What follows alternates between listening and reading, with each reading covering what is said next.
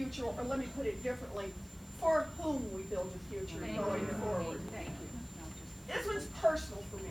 I grew up in a family where my daddy worked different jobs. My mom ended up, he ended up as a janitor. My mom ended up as working minimum wage at Sears. I wanted to be a school teacher all my life. It was all I wanted. I used to line my dollies up. You know, it was tough being one of my dollies. Do your homework last night. It was tough. My parents would have given me anything they could. They just didn't have any money to send me to college. I ended up at a commuter college that cost $50 a semester.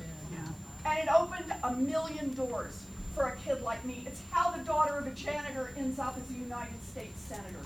That's what educational opportunities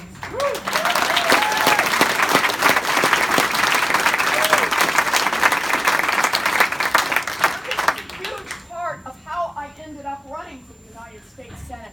My story is lost in time. That opportunity is no longer available to young people. We have made so many cuts in our investments in public education, in public colleges and universities, that today, young people graduating from a state school, 70% of them have got to borrow money to make it through. We now have 40 million people in America who are wrestling with student loan debt.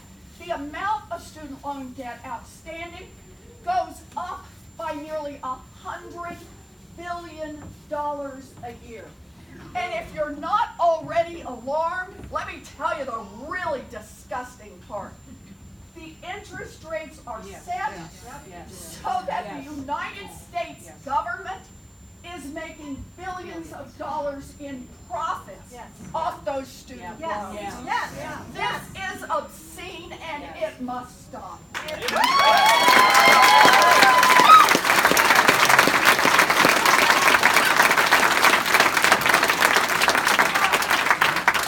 do just a bit on the solution and a bit on what it's going to take. It's going to take both halves.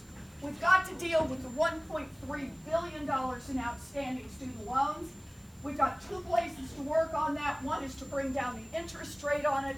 The other is to get people into income-based repayment programs where they aren't bankrupted by their own student loan debt. So that's part one. But the second part is this madness must stop. We have got to make the investments in higher education so that every kid in this country can get an education without having to take on debt. That's where we need to go.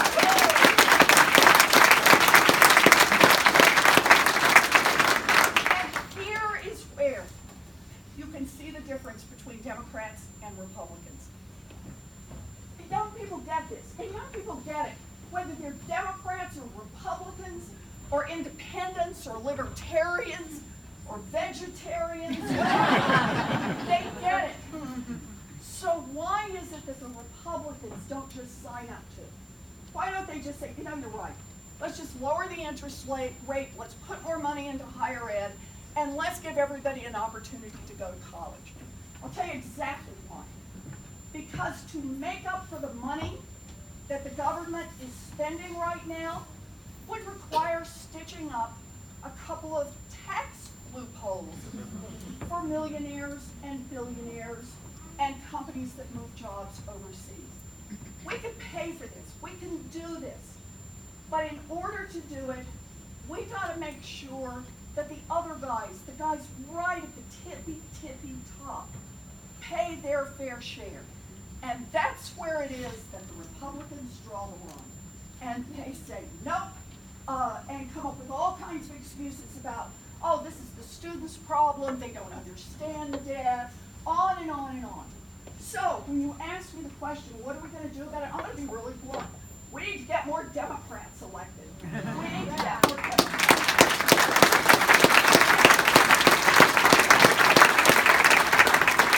And we need some damn accountability in our elections.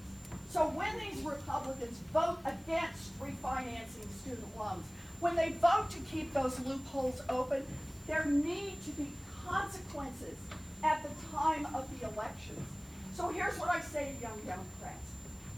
can build a future with you. And it will be a future of opportunity.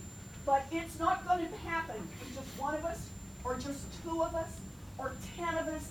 It's going to take all of us